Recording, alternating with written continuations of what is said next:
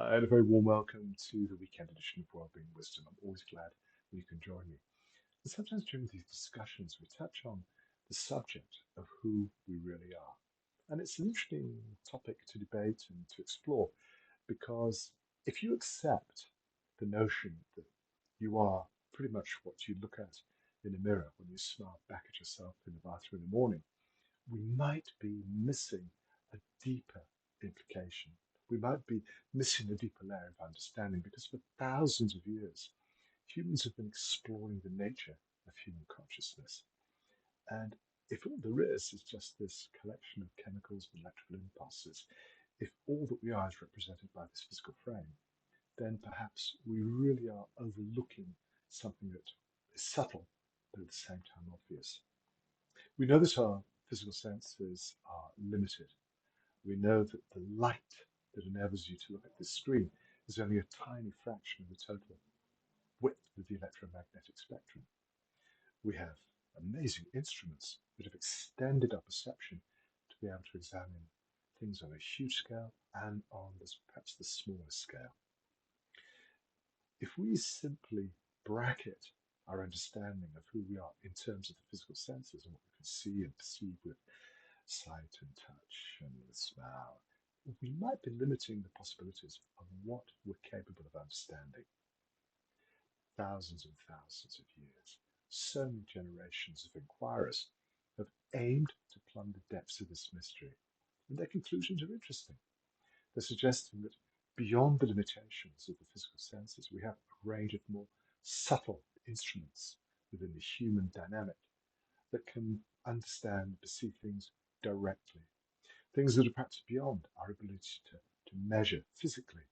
And that's an interesting concept because if there's more to us than meets the eye, that opens up a whole new range of questions, a whole new avenue of inquiry that really prompts us to question more of the things that we take for granted, how we're living, why we do things, basics such as why we think and feel the way we do.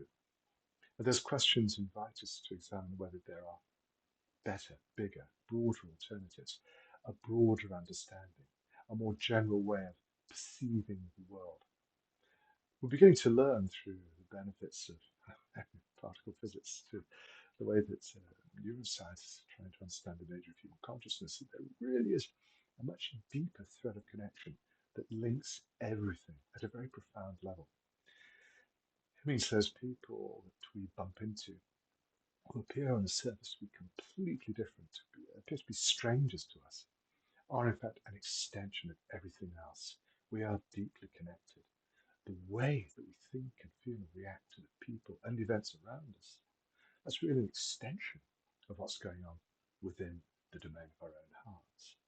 This level of connection can help to reduce the immediacy of this domineering sense of ego that seeks to make us unique and separate, distinct from everything else, when in reality, we're all connected. And we are profoundly connected. Yes, I know we're not the first people to suggest this. This idea has populated human philosophy for thousands of years. But I mention it today because I think sometimes we run the risk of taking it all a little too seriously.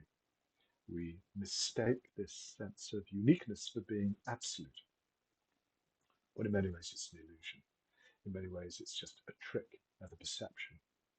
When we shift the way we see things just a little bit, the world appears to be very different.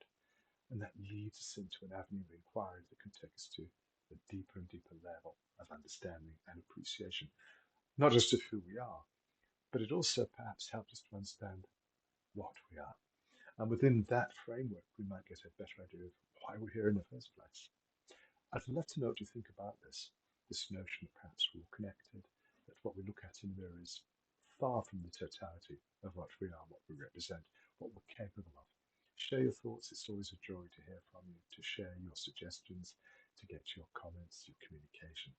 And in the meantime, on the back of a fairly profound suggestion about the nature of reality and the nature of human consciousness, please allow me to wish you the most wonderful weekend.